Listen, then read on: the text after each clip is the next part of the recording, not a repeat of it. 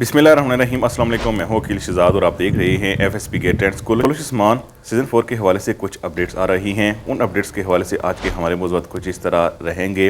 कुलुश उस्मान से 2 बड़े किरदारों को ख़त्म किया जा रहा है। वो 2 बड़े किरदार कौन से हो सकते हैं? इसी तरह आने वाले एक साथ में कुलुश उस्मान में 2 किरदारों की वापसी भी हो रही है। नाइमान की अमाजगाह में जरकोताई जासूस बनकर गया है। क्या जरकोताई की वहाँ शहादत हो सकती है? इसके साथ साथ बयंदर को वालिदा इस्माहान खातून ने किस्त नंबर 124 के ट्रेलर में पकड़ा हुआ है। क्या बयंदर की यहाँ मौत हो सकती है? आज के हमारे मौज़ूआत यही रहेंगे। लेकिन वीडियो शुरू करने से पहले आपसे गुजारिश है कि अगर आपने FSP के ट्रेंड्स को सब्सक्राइब नहीं किया तो ज़रूर सब्सक्राइब कर लें।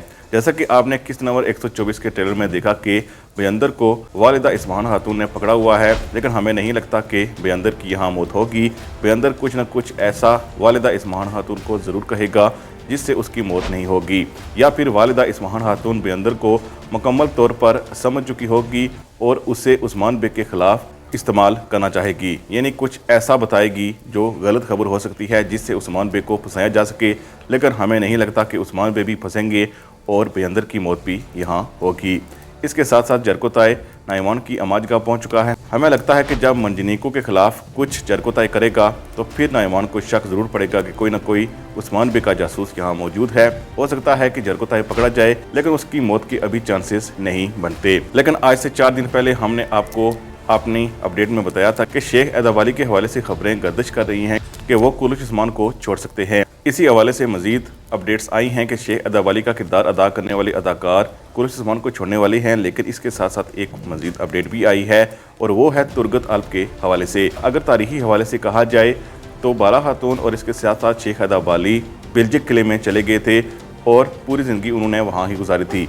इसके साथ साथ अगर तुरगत की बात की जाए तो एनागोल का हाकम जब उसको बनाया गया तो उसके बाद उस्मान बेग चूँकि येनी शहर चले गए और उसके बाद उन्होंने अपनी फतूहात जारी रखी, लेकिन अगली फतूहात में तुरगत का नाम आता नहीं है।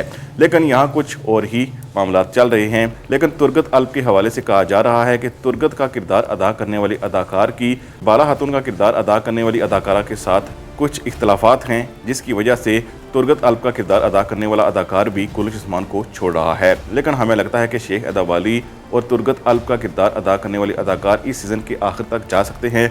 उसके बाद चूँकि 3 से 4 माह का गैप होगा, इसलिए कहा जा सकता है कि महमूद बुल्ता इनको वापस ला सकते हैं। यानी ये न्यूज़ तो सच है कि ये 2 अदाकार कुलुश उस्मान को छोड़ना चाहते हैं, लेकिन चूँकि 3 से 4 माह का गैप होगा तो इन्हें वापस बनाया भी जा सकता है।